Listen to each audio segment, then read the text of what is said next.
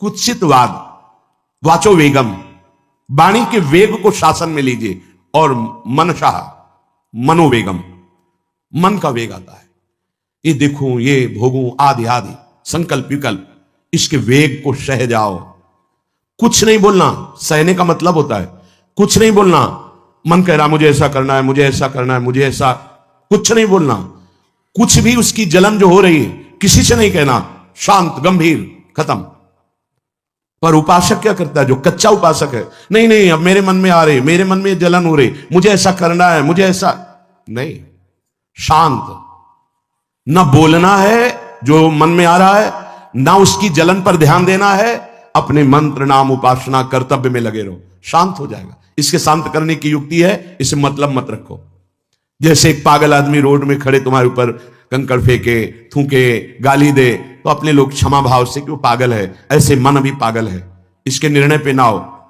ये क्षण क्षण में बदल, इसको भजन से मतलब नहीं है, इसको क्षण क्षण में नवीन नवीन प्रपंच चाहिए। ये मनशा वेगम, मनोवेगम, इसका स्वरूप यही है, यही बंधन और मोक्ष का कारण है। ये क्षण क्षण में प्रपंच चाहता है, 5 ज्ञानेंद्रियों के द्वारा ये जाल रचा करता है जीव को फंसाने का। जहां हो, जैसी परिस्थिति में हो, बहुत अच्छी परिस्थिति भगवान ने दी, उसी परिस्थिति में भजन कर ले जाओ। परिस्थिति बदलने की जरूरत नहीं है, भजन करने की जरूरत है। भजन कर ले गए तो स्थिति बदल जाएगी, परिस्थिति नहीं। परिस्थितियां कहीं भी अनुकूल नहीं होती, स्थिति अनुकूल बनाई जाती भजन के द्वारा। स्थिति, जीवन में कभी कोई परिस्थिति ही ऐसी नहीं रही जिसमें भजन किया जा सके। जीवन में पूरे, अगर पूरे जीवन के तारतम्य को देखते हैं तो एक कष्ट की वेदी पर स्वाहा ही स्वाहा होता रहा है, जीवन की आहुति केवल कष्ट पर, और आज भी कष्ट ही कष्ट। फिर आप सोचोगे सुख किसे कहते हैं? ऐसे कांटों वाले पेड़ पर ऐसा सुगंधित फूल खिलता है कि जिससे परमात्मा मुग्ध हो जाता है। जीवात्मा नहीं, परमात्मा मुग्ध हो जाता है। वो ये मार्ग है। उस सुमन को लेकर वो अपने श्रृंगार में लगा लेते हैं। सुमन, सुंदर मन, ये कांटों पे खिलता है, जैसे गुलाब का फूल कांटों पे नहीं खिलता। हाँ, ये कांटे हैं। हर द्वंद की पीड़ा को सहता हुआ जब उपासक आगे बढ़ता है तब सुमन खिलता है। उस सुमन को प्रियाजू अपने केश पास पे धारण करती है, उस सुमन को प्रियाजू अपने कर कमल में लेती है। अगर आप सहना नहीं सीखे, मांगे बनी रही हृदय की, ऐसा हो तो भजन हो सकता है, ऐसा हो तो भजन, लिख लो आप। मन बहुत चंचल है, इसको हर समय नवम नवम नवम, जहां जैसी परिस्थिति उसी में भजन करके निकल चलो।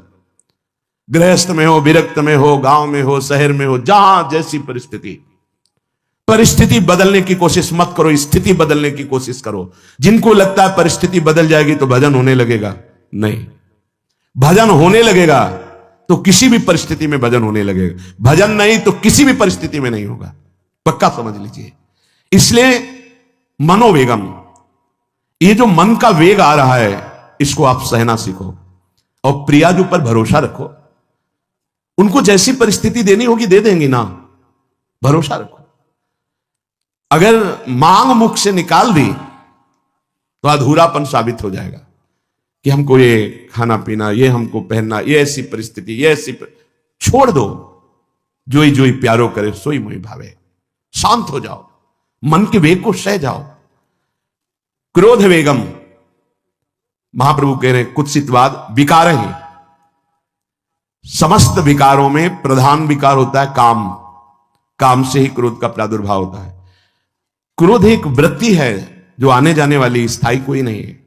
जिस समय आपके अंदर क्रोध आए उस समय मौन होकर हट जाइए वहां से, तुरंत जाकर थोड़ा ठंडा पानी पिए, प्रभु के चरणारविंद की तरफ अपनी वृत्ति को ले जाने की कोशिश कीजिए। उस व्यक्ति से चिंतन हटाइए जिससे क्रोध आ रहा है, उस व्यक्ति की उस क्रिया से चिंतन हटाइए जिससे क्रोध आ रहा है, हट जाइए। ये क्रोध का वेग अगर आता रहा तो भजन करने पर भी अनुभव नहीं हो पाएगा। एक बार अच्छे से क्रोध आ जाए, अंदर हृदय जल जाए, तो 1 महीने भजन के प्रभाव को रोक देता है पूज्य बाबा के उसमें। फिर आप अगर 12 बार साल में आ गया तो क्या अनुभव में आ गया। इसीलिए 20-20, 50-50 वर्ष हो रहे हैं, कुछ अनुभव में नहीं आ रहा। बहुत सावधान। क्रोध हमारा नाश करता है, किसी और का नहीं। हमारे भजन का, हमारे हृदय के आनंद का, हमारी वृत्ति का बड़ा हल्का स्वरूप हो जाता है क्रोधी पुरुष का। इसलिए क्रोध को सहना है, उसके वेग को सहना है। वाणी के वेग, मन के वेग और क्रोध के। अगर क्रोध के वेग को सह गए तो अगला है हिंसा का वेग। वो अपने आप सह जाओगे, क्योंकि क्रोध से ही हिंसा होती है। हिंसा का वेग, वाणी के द्वारा बहुत हिंसा होती है। ऐसे कठोर वचन बोल दिए जाते हैं जो हृदय को चुभते रहते हैं। बाहर का डंडा लगा है, पिटाई हुई तो 2-4 दिन में ठीक हो जाएगा, लेकिन हृदय में जब पिटाई की जाती है कठोर वचन के द्वारा, तो 10 साल बाद अगर दिखाई दे तो फिर ये वो बोला था, ऐसा बोला था, वो हृदय में घाव बना रहता है। वाणी का हिंसात्मक स्वरूप प्रायः क्रोधी जनों में ही पाया जाता है। अगर क्रोध वेग को सह गए तो वाणी के द्वारा हिंसा नहीं होगी। और मन के द्वारा मलिन हृदय में हिंसा का भाव होता है कि चलो हम वैष्णव में मारेंगे तो नहीं, पीटेंगे तो नहीं आपको, लेकिन भगवान तुम्हारा नाश करेंगे, भगवान बहुत जल्दी, ऐसा भाव मन में, यह भी हिंसा है। शरीर के द्वारा तो ना वाणी के द्वारा, ना मन के द्वारा, ना शरीर के द्वारा। क्यों? उसके हृदय में भगवान बैठे हैं, हमको उनको रिझाना है, हमें निर्दोष होकर भगवत प्राप्ति करनी है। ये हजारों दोषों की पंक्तियां यहां हैं। कोई कह दे हम निर्दोष हैं, हमें लगता है कि यही सबसे बड़ा दोष है। नहीं तो अंदर देखा जाए ना तो क्रम क्रम से धीरे धीरे निर्दोष हुआ जा रहा है प्रभु की कृपा से। कोई जन्म से निर्दोष नहीं होता, वो तो अवतार होते हैं भगवान के। एक पद में था, शरण जिसको ले ली हृदय से लगा, और विषय पंख से धीरे धीरे, क्रमशः विषय पंख से धीरे धीरे उसको हटाया। हित जो महाराज जी के लिए आया, हमारे हृदय को धीरे धीरे निर्विषय किया जा रहा है। और सहत सहत बाढ़े भगत ग्रेतन गुरु हितगार, इन दोनों का मिलान कर धीरे धीरे सहाते सहाते हमें निर्विषय किया जा रहा है। आचार्य चरण, इष्ट देव, गुरुदेव कर रहे हैं, हमको राजी रहना है। जैसी परिस्थिति है, जैसे भी हमें गुरुदेव रख रहे हैं, इष्ट देव रख रहे हैं, हमें राजी रहना है। इससे क्या होगा कि हमारे अंदर क्रोध नहीं आएगा, गुस्सा नहीं आएगा। नहीं, ये इतना बेईमान मन है कि इष्ट देव पे भी गुस्सा कर सकता है, ये आचार्य पे भी गुस्सा कर सकता है, ये परम कृपालु गुरुदेव पर भी गुस्सा कर सकता है। क्रोध वेग सह गए तो वाणी और मन और शरीर के द्वारा जो हिंसा का वेग है उससे बच जाएंगे। फिर कह रहे हैं उदर वेगम, उदर वेग भूख। आप लोगों को तो हमें लगता है कि इस वेग को सहना ही नहीं पड़ता। ये जो विरक्त गंगा किनारे घूमने वाले हैं, इनको ज्यादा इस वेग को सहना पड़ता था, क्योंकि प्रायः कभी ऐसे शाम के समय पहुंचना होता, जब आप गंगा किनारे नहीं रुक सकते तो आश्रम, अब वहां पूछ लिया तो पूछ लिया, नहीं पूछ लिया तो राधे श्याम पढ़े। अगर कोई मंदिर मिल गया तो हम आश्रम आदि कोई खोजना ही नहीं, गांव में तो जाना ही नहीं है, क्योंकि नवीन अवस्था में कभी गांव में भिक्षा भी नहीं मांगी, आकाश वृत्ति का ही आश्रय लिया जो शास्त्र सम्मत। गांव में कभी पूरे जीवन में किसी गांव में किसी एक रात्रि किसी घर में कभी शयन नहीं। गांव के किनारे मंदिर मिला या कोई आश्रम संत जनों का, तो वहां भूख के वेग को जो सह जाए तो भजन में बहुत रुचि हो जाती, क्योंकि भजन से चित्त हटेगा तो भूख व्याकुल करेगी, और उसकी व्याकुलता से बचना है तो भजन में लगना पड़ेगा। और आपको सच्ची कहते हैं कि कई कई दिन भोजन न मिलने पर भी शरीर में गंगा जल के कारण कभी कमी महसूस नहीं हुई। जो दूध में पावर है उससे अधिक सामग्री गंगा जल में है। अब वो बहुत से ऐसे नगरों के समीप से गंगा मैया निकली जहां से बड़ी बड़ी फैक्ट्रियों का, तो नहीं, बहुत सुंदर गंगा जल, वो तो सुंदर है ही, था, है, रहेगा। अपने लोग बड़े बड़े ऐसे नाले ऐसे जिससे वो भाव तो है पर वस्तु तत्व तो है, पर जो दृश्य है वो अब गड़बड़ हो रहा है। ऐसे यही बड़ा नाला गिर रहा है सामने जाके, अब वहां ऐसे रज लेके ऐसे लगाओ तो दुर्गंध युक्त निकलेगी, क्योंकि वो ऐसे देखो तो ऐसे पदार्थ बहते नजर आ रहे कि अब ये दुर्भाग्य ही है समय का कि परम पावन गंगा यमुना जैसी नदियां जहां स्नान आचमन और भरपेट जल पीकर परम पवित्र और भगवदानंद में डूबा जाता था, वो भी सौभाग्य छिन रहा है। तो अगर सब सुविधा है तो भी हफ्ते 10 दिन में एक बार इस वेग को सहना तो सीखे। कस के भूख लगे और आज नहीं पाएंगे, एक दिन किसी व्रत का अनुष्ठान करने के लिए हम नहीं कह रहे, लेकिन इस वेग का आनंद तो लीजिए ना कभी। एक टाइम का छोड़ दीजिए, एक दिन केवल हफ्ते में सुबह थोड़ा ले लिया, बस अगले सुबह लेंगे थोड़ा, तो आपकी दिनचर्या नहीं बाधित होगी। आपको तो मिल रहा है ना, मिल ही नहीं रहा था। जो उदर वेग है, भूख में भजन का एक तार जुड़ता है, ये देखा है। क्योंकि ना तो नींद आएगी और ना कहीं और कोई प्रपंच की गुंजाइश है। क्योंकि उदर वेग जब भूख से व्याकुल जी होता है तो बचने के लिए एक ही उपाय है, केवल भगवत चिंतन। हटो उसके चिंतन से।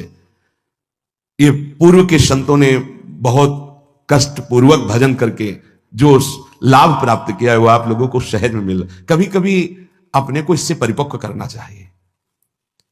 जैसे शास्त्रीय पद्धति में महीना में 2 तो व्रत ही हैं, 15 दिन में एक एकादशी, 15 दिन में एक एकादशी।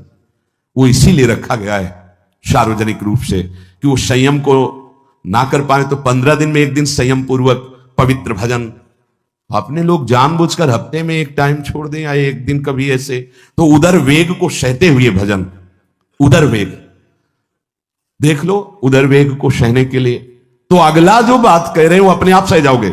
जैसे क्रोध वेग को सह गए तो हिंसा वेग पर आप शासन कर लेंगे, ऐसे उदर वेग को सह गए तो उपस्थ वेग को सह जाएंगे। उपस्थ वेग कहते हैं जनेंद्री के कामोपभोग को। जब पेट में भरपेट भोजन ही नहीं है ना, तो और कुछ चिंतन ही नहीं रहा। यौवन अवस्था, जवानी ऐसे भगवान ने काटी है कि याद ही नहीं रहा कि संसार का कोई सुख होता है। भाई एक लक्ष्य ब्रह्माकार वृत्ति कैसे कैसे तत्वबोध हो, बस कठिन से कठिन जहां वैराग्य की भूमिका वहां कूद जाना, उसी में स्थिति में आने की कोशिश करना, देह राग का त्याग करना, ये युद्ध चल रहा था। बड़ी कृपा है। उपस्थ वेग, इसका जनेंद्री का वेग आता है। जो स्कूल में आदतें जिनकी गंदी हो गई बच्चों की, फिर आगे वो संयम में, उनको बहुत बाधा है। कई ऐसी क्रियाओं से वो जानकारियां रख लेते हैं कि जो अपना सर्वनाश करने के लिए पर्याप्त है। उपस्थ का जब वेग आए तो सहने की सामर्थ्य उसी की आएगी जो उदर वेग को सह जाता है। पक्का। किसी उपासक को देखा बहुत शरीर कृश हो रहा है, तो पूछा क्यों, भोजन क्यों नहीं करते, आप ऐसे कैसे हो रहे हैं, पहले तो आप ऐसे नहीं थे, आप तो पहले बहुत स्वस्थ थे, फिर क्यों। कहा ऐसे नहीं, बताइए क्या। ज्यादा आवश्यकता नहीं है, जीने के लिए बस प्राण पोषण के लिए डाल लेते हैं, क्योंकि जो शांति चाहिए वो तो इतने से मिलेगी ना। बहुत सुंदर, बहुत प्रसन्नता है। ठीक है, ठीक चल रहे हो आप, पर इतना पाते रहो कि सीढ़ियां चढ़ उतर ले, इतना पाते रहो कि आपका शरीर काम करे। वो कहा हृदय में बहुत प्रसन्नता है। बहुत सुंदर। संयम में अपने आप को ले आना ये महात्मा का लक्षण होता है, चाहे स्त्री शरीर हो चाहे पुरुष शरीर हो। धन्याति धन्य। आप अपने आप को कस दीजिए, यही तो राग त्यागना ही। जो जवानी में अपने आप को जला दिया वो बुढ़ापे में चमकता है, ध्यान रखना। जो जवानी में उद्दंडता में समय व्यतीत किया वो बुढ़ापे में गंधाता है, ये भी ध्यान रखना। गंधाता, वो अंदर जो दुर्गंध के पौधे थे ना, वो सब दुर्गंध फैलाते हैं। पूज्य श्री पंडित गया प्रसाद जी महाराज जी ने कहा, गृहस्थी में होते हुए भी 40 और 45 के बीच में काम विजयी हो जाना चाहिए, नहीं तो जीवन बिल्कुल बर्बाद हो जाएगा। जो कुछ गृहस्थ धर्म की सेवा है 40-45 के बीच तक हो जाए, मतलब 20 से 25 से ब्याह हुआ आपका, 40-45 तक लड़का बच्चा, इसके बाद अखंड ब्रह्मचर्य धारण कर लो। 40-45 से संयम में हो जाओ तो तुम्हारा जीवन सार्थक हो जाएगा। पूज्य पंडित गया प्रसाद जी महाराज। बहुत जरूरी है उपस्थ जनेंद्री के वेग को सहना, पर हर वेग अपने आप में बहुत कठिन है, पर एक दूसरे से इसका तारतम्य है। यदि उदर वेग रसेंद्री को आप शासन में ले लिए तो जनेंद्री को आप शासन में ले लेंगे, और अगर रसेंद्री को शासन में ले लिया तो जनेंद्री को शासन में ले सके असंभव, पक्का। और जनेंद्री रसेंद्री के सब खिलवाड़ चल रहे तो परमार्थ और भगवत प्रेम प्राप्ति, ये तो सब अभ्यास जिनका भगवदाकार हो गया है, वो विषयान ग्रहणम तो मुंचंत हुआ। जब इंद्रियों पर शासन बाबा ने अपने किया तो 24 घंटे में एक कवल पाते थे। एक कवल, आश्चर्य होता है। ऐसे सामने दाल रोटी सान ली गई और एक कवल जितना बाबा सिद्धासन पद्मासन का से। और जब भगवदानंद ब्रह्मानंद में 70 घरों में एक दिन में भिक्षा में जाते थे, एक दिन भिक्षा। अब वहां गए तो एक कवल तो पाया ना, तो 70 कवल हो गए। विषयान ग्रहणन तो मुंचन हुआ, कोई फर्क नहीं पर हम क्या होता है कि स्थिति होती नहीं तो सिद्धों की नकल करने लगते हैं। नहीं, पहले हम साधक हैं, पहले हमारी इन वेगों पर विजय प्राप्त करने की वृत्ति आनी चाहिए। वाणी का वेग, मन का वेग, क्रोध का वेग, हिंसा का वेग, उदर का वेग और जनेन्द्री का वेग, एतान वेगान सहते यस्तु विद्वान, वही शास्त्रों के रहस्य को जानने वाला परमार्थी है जो इतने वेगों को सह जाए। निंदा चास्य हृदयम नोपहन्यात, इसके बाद जब उसकी निंदा हो तो उस पर कोई फर्क नहीं पड़ना चाहिए। इसके बाद जो इन सब वेगों को सह गया, अब उसकी निंदा हो रही, कोई निंदा कर रहा है तो उसको आनंद पूर्वक सह जाए। ऐसा क्यों कहा? इसके बाद अगर दोष है, निंदा हो रही, तब तो संभालना ही, ये गलती हो गई आपसे। जब आप दोष रहित है फिर निंदा हो रही तो आनंद पूर्वक आपको उसका विरोध नहीं करना, सहना है, क्योंकि ये सहना बिल्कुल भगवत साक्षात्कार के नजदीक ले जाएगा। देखो, अपमान, निंदा, तिरस्कार, असलियत में हम कैसे साधक हैं, इन्हीं के द्वारा परिचय होता है। पूज्य स्वामी श्री अनंग बोधाश्रम स्वामी जी महाराज बड़े महापुरुष थे, जिनको स्वयं करपात्री जी महाराज मूर्तिमान ब्रह्म कह के साष्टांग दंडवत करते, दिगंबर रहते थे, नंग धड़न, केवल गंगा के ही तट पे। वो महीने 2 महीने में और कहीं नहीं जाते थे। एक बड़े वकील साहब थे, वो भिक्षुकों को रोटी दाल से रोज बंटवाते थे, उनकी पंक्ति में लगने जाते थे। महीने 2 महीने में एक बार पंक्ति में लगते थे जाके, नंग धड़ंग, अवधूत वेश, जटाएं, और जरूर ऐसी चेष्टा करते थे जिससे उनको धक्का मुक्की लगा दी जाए। तो एक दिन गए, लाइन में खड़े हुए, फिर 2 लोगों को क्रॉस करके आगे लाइन में, फिर आगे लाइन, तो जो नौकर डंडा लिए खड़े थे उन्होंने कहा तुम्हें बार बार मना किया, 1-2 डंडे लगे, फिर आगे जाके खड़े हो, धक्का मारा, पीछे किया। और ऐसा ये महीने 2 महीने में वहां सहने जाते थे। अचानक उस दिन वकील निकले, उन्होंने देखा, अरे स्वामी अनंग बोधास, पता है तुम्हें कौन? साष्टांग दंड। उस दिन से जाना बंद कर दिया। फिर एक दिन गए थे प्रभुदत्त ब्रह्मचारी जी के यहां, कहां असनी है और कहां जोशी, गंगा किनारे पूरी रात चल करके पहुंचे। 2 बजे आवाज लगाई, ब्रह्मचारी, तो स्वामी जी उतरे नीचे, साष्टांग दंड बैठे। उनका स्वामी जी 2 बजे रात, हाँ ऐसे मना है, आगे कुछ खाओगे पियाओगे? स्वामी जी, और वो भी परमहंस ब्रह्मचारी जी, बहुत संयमी महापुरुष प्रभुदत्त ब्रह्मचारी। टीन में कुछ आटा रखा, तो बोले स्वामी जी कहो तो रोटी बना दे। बोले हाँ बनाओ। रोटी और नमक ऐसे पाए, जितना टीन में आटा था सब पागल, जो 2-4 किलो जो भी। तो बोले स्वामी जी आटा तो खत्म हो गया। बोले हाँ, भोजन का स्वाद तो साधु ही जानता है। फिर उठे, झूसी से आसनी फिर पैदल। हे संतों की मौत, अपमान, तिरस्कार, क्षुधा, हर वेग, ये हमारी कसौटी है। परमार्थ का पथिक चाहे जिस मार्ग का हो। देखो सुदामा जी गृहस्थ मार्ग के कितने उच्च कोटि के, नरसिंह मेहता गृहस्थ मार्ग में कितने उच्च कोटि के।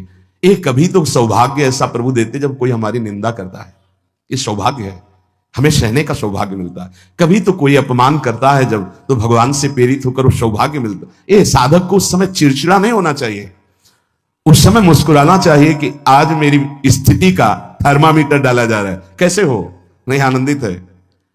पर देख लो, प्रशंसा होगी तो चेहरा खिला हुआ गुलाब के फूल की तरह मिलेगा, और निंदा होगी तो ऐसे होगा।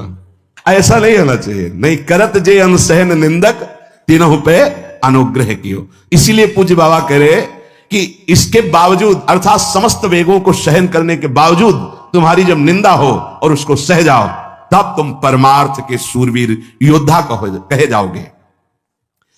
विपत्ति में सब साथ छोड़ देते हैं तो हृदय के भी साथी साथ छोड़ते हैं, ध्यान रखना।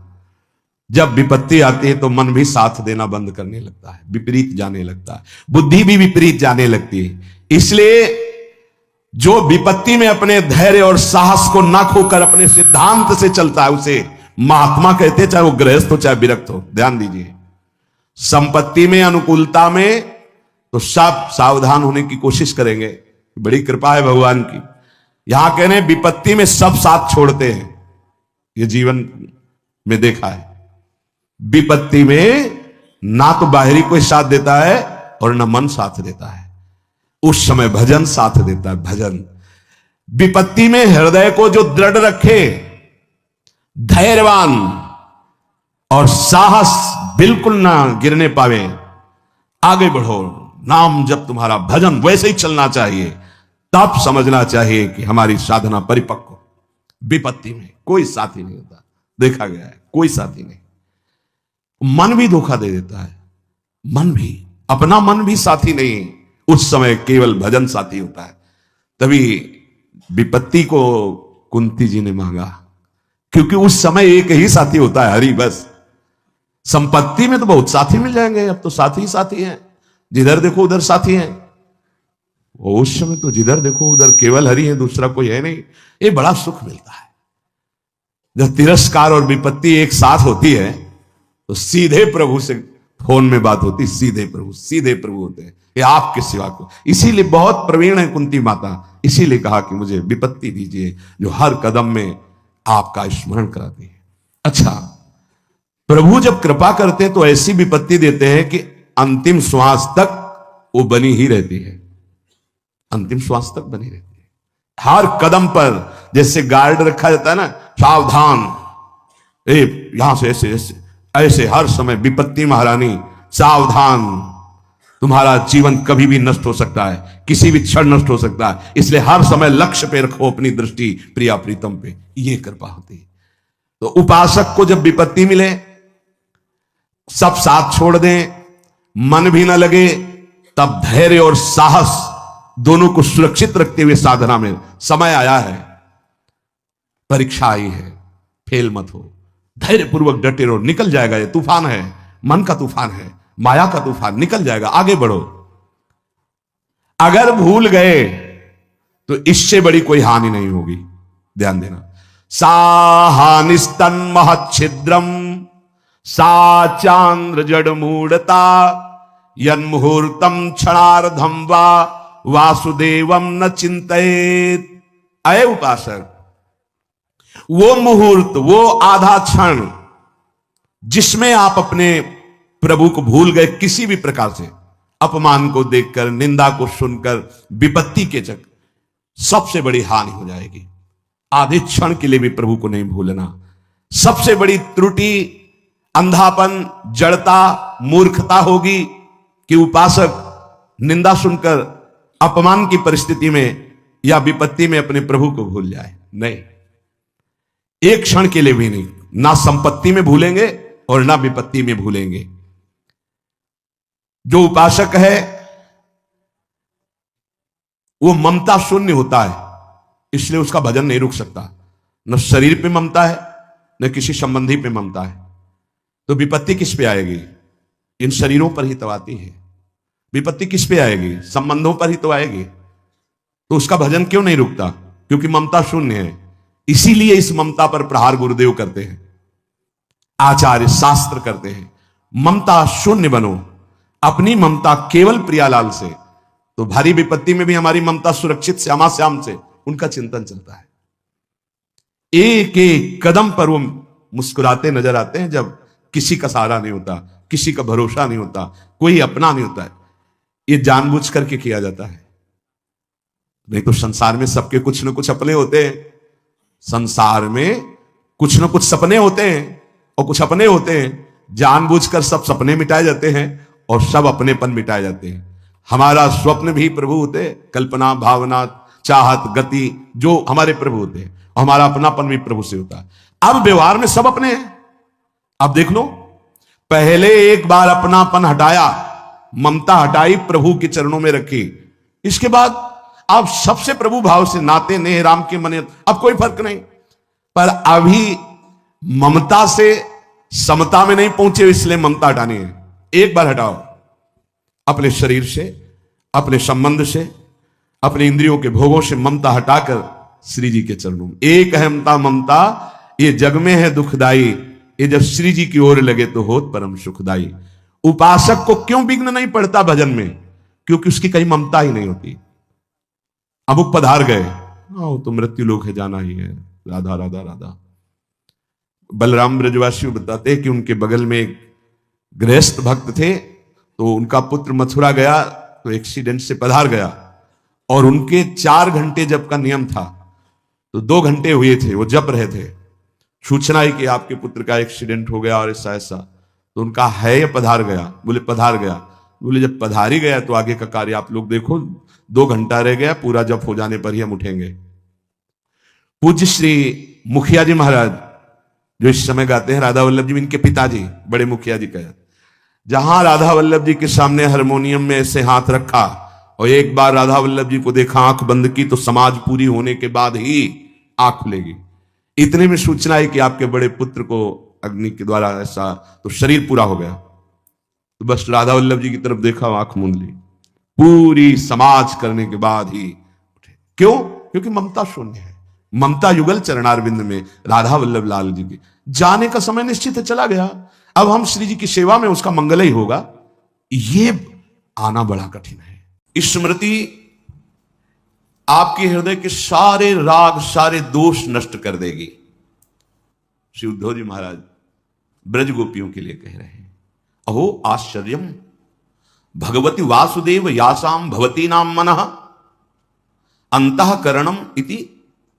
अहो आश्चर्य की बात है, ये गृह कार्य में लगी हुई गोपीजन, गृहस्थ भेष में ये लगी हुई गोपीजन, ऐसी ऊंची स्थिति, यासाम भवती नाम मनः, इनका मन वासुदेवे भगवती प्रभु श्री कृष्ण में इस कोटि का लगा हुआ है। वाह कोई शुद्धि नहीं, यंत्रवत गृहस्थ की चेष्टाएं हो रही हैं।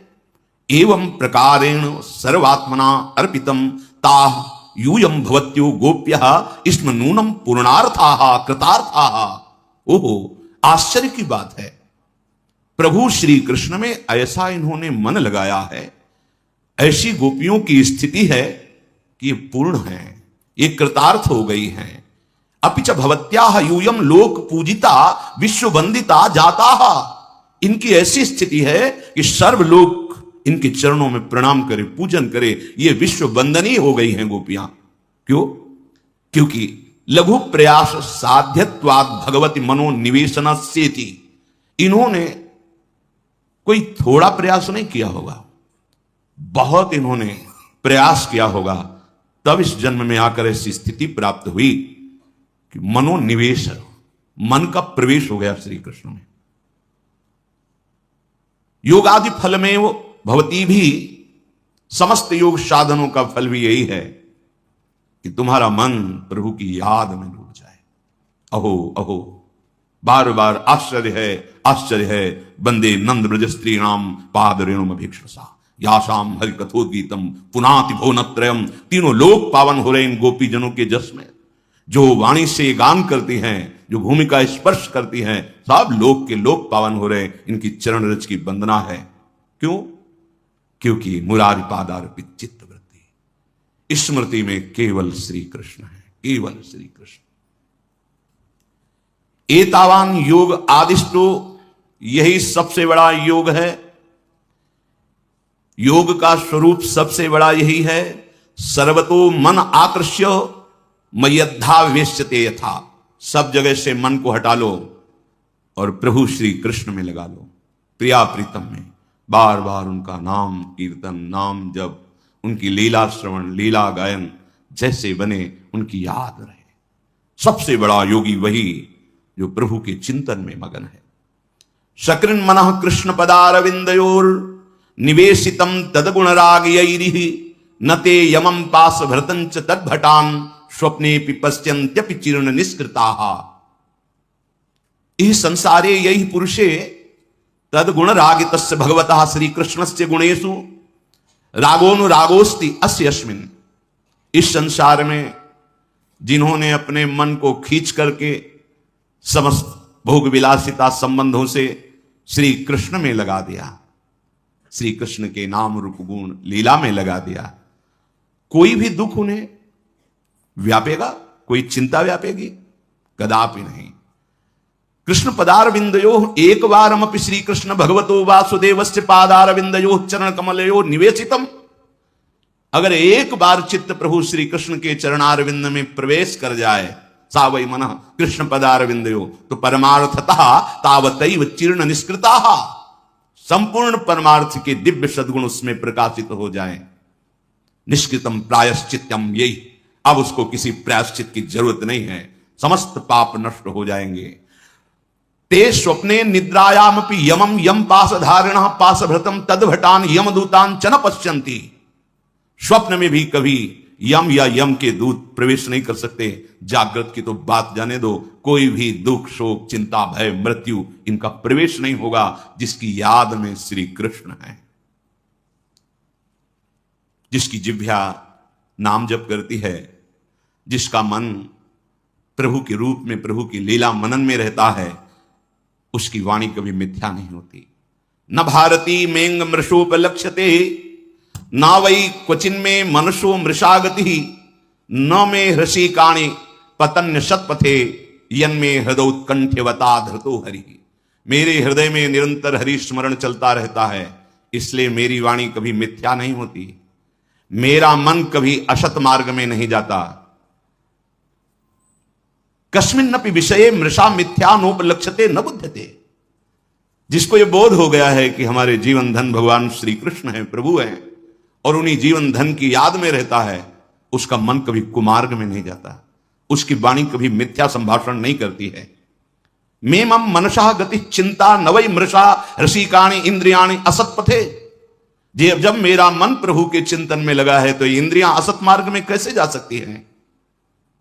न पतंती न धावंती, इंद्रियां पतन मार्ग की तरफ कभी नहीं दौड़ती। अतो मे वांग मन इंद्रियाणाम वृत्तयः सत्यार्था न तो मत प्रभावेण अपितु भगवत प्रभावेण। जो मेरी ये स्थिति हुई मेरा प्रभाव नहीं है, ये भगवत स्मृति का प्रभाव है।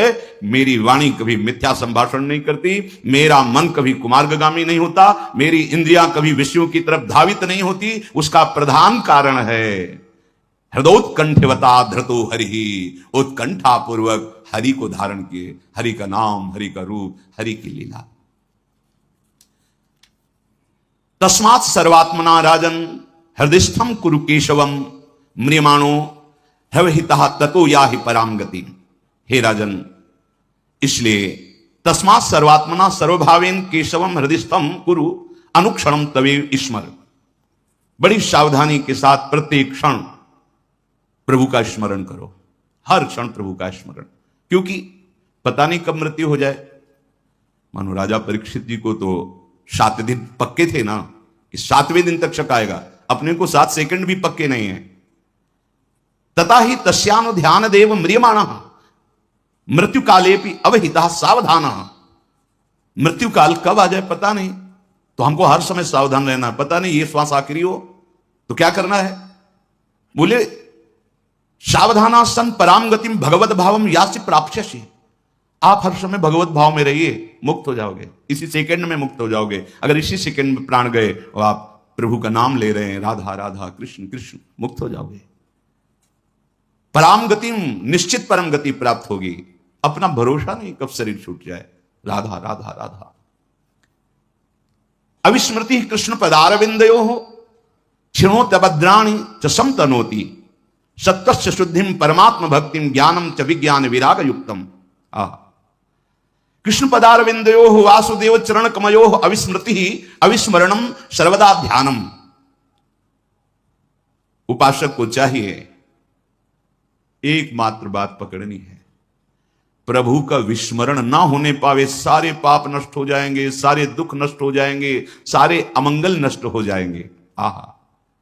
अविस्मृति अर्थात अविस्मरणम सर्वदा ध्यानम, तो अभद्राणि अमंगलानि पापानि क्षिणोति नाशयति सम मंगलम कल्याणम सत्वस्य चित्तस्य शुद्धिम परमात्म भक्ति।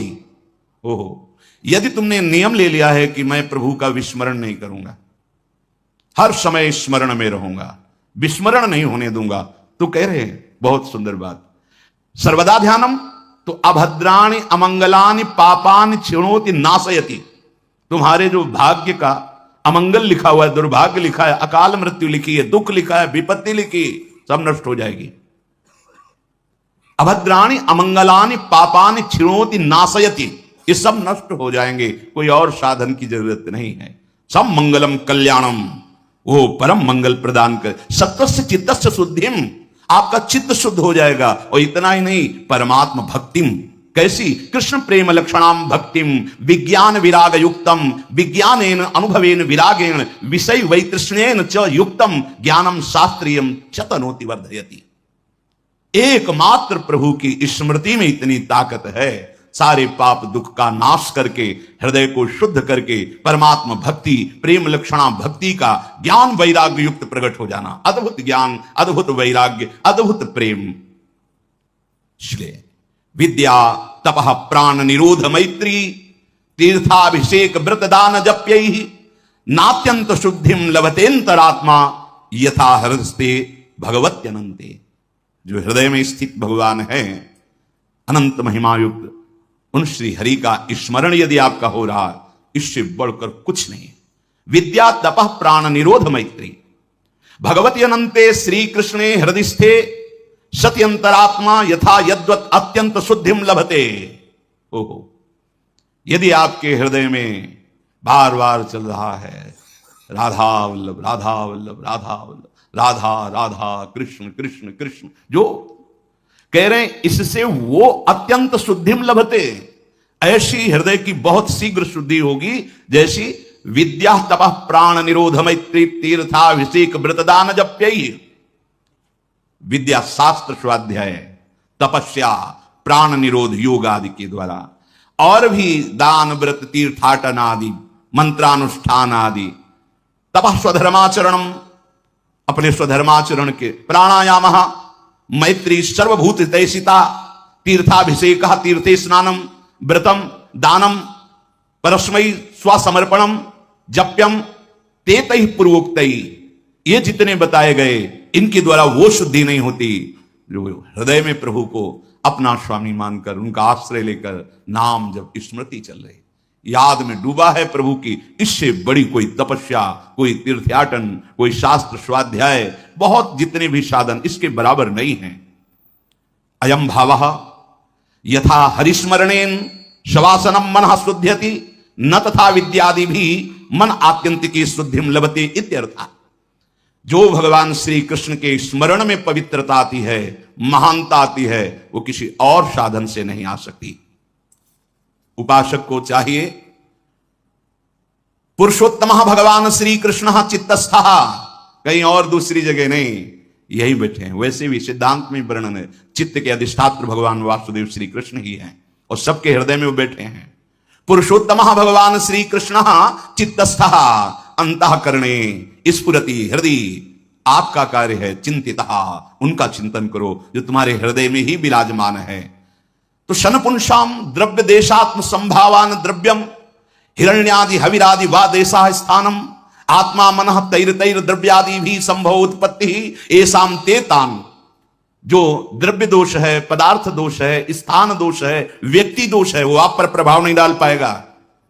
बहुत सुंदर बात है। या कह रहे हैं पुरुषोत्तम भगवान श्री कृष्णा चित्तस्था, तुम्हारे हृदय में भगवान पुरुषोत्तम विराजमान है। क्या करो? चिंतिता सनपुंसाम, अगर उनका सतत चिंतन कर रहे हो तो कोई द्रव्य, कोई देश, कोई स्थान, कोई वस्तु, कोई व्यक्ति तुम्हारे को विक्षेप नहीं पहुंचा सकता। अगर निरंतर स्मरण चल रहा है तो कोई प्रभाव नहीं डाले, शास्त्र प्रमाण। कोई सर्वान हरत चित्तस्थो भगवान पुरुषोत्तम, क्योंकि उनका चिंतन हो रहा है, वही हृदय में बैठे हैं, सब दोष हरते रहेंगे, कोई दोष आप पर प्रभाव नहीं डाल पाएगा। आप तभी दोष युक्त होते जब भगवान को भूल जाते हैं, क्योंकि उत्पत्ति ही ये शाम थे, सब कुछ प्रकट उन्हीं से हुआ, वही बने और उनकी स्मृति है, तो आपको प्रभाव नहीं पड़ेगा। कलिकृतान कलि जनितान दोषान हरति, कलयुग के द्वारा प्रकट हुए जितने दोष हैं जो भगवत स्मरण करता है उसके ऊपर कोई प्रभाव नहीं डालते, कोई नहीं डालते। जिते विनायक शुभ शुभ विघ्न करे नहीं कोई, विघ्न करे नहीं कोई, डरे कलिकाल कष्ट भय हरे सकल संताप हरसि हरि नाम जपत जय। कोई भी दोष उसे पर पकड़ो, इस बात को रोते रहते हैं, ये दुख, वो मन ऐसा वैसा, पकड़ो। सत्संग आपको अमोघ वस्तुएं देता है, आप उसे स्वीकार करें। केवल जिसके हृदय में भगवत स्मृति चलती रहती, कोई भी व्यक्ति, कोई भी वस्तु, कोई भी स्थान, दोष उसके अंदर प्रवेश करके उसे दुखी नहीं कर सकता, उसका अमंगल नहीं कर सकता, क्योंकि भगवत हरि स्मृति सर्व विपद विमोक्षणम। कोई भी विपत्ति तुम्हारे हृदय में प्रवेश नहीं कर सकती। बाहर अपना राज्य लगाए, हृदय शीतल और आनंदित है तो कोई विपत्ति नहीं। हृदय जल रहा है, बाहर संपत्ति इकट्ठा है, क्या संपत्ति। अनेक दोषों का हरण करने वाली एक वृत्ति है प्रभु श्री कृष्ण का स्मरण, जो आपके हृदय में विराजमान है।